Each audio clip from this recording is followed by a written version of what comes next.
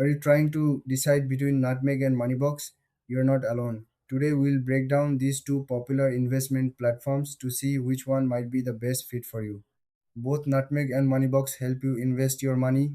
They make it easier for people to grow their savings over time, but they do it in different ways. Let's start with Nutmeg. Nutmeg is known for its goal based investing. You can set specific targets like saving for a house or retirement. They offer a range of portfolios from low risk to high risk based on your comfort level.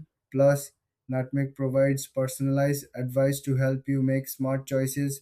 Now, let's look at Moneybox. Moneybox is unique because it rounds up your spare change from everyday purchases. This means if you buy coffee for $2.50, it will round up to $3 and invest that extra 50 cents for you. It's a simple way to start investing without even thinking about it. Moneybox also offers a variety of investment options, including stocks and bonds. So, what are the main differences? Nutmeg focuses on long term goals and tailored portfolios, while Moneybox simplifies investing by using your spare change. If you want a hands on approach with personalized advice, Nutmeg might be for you.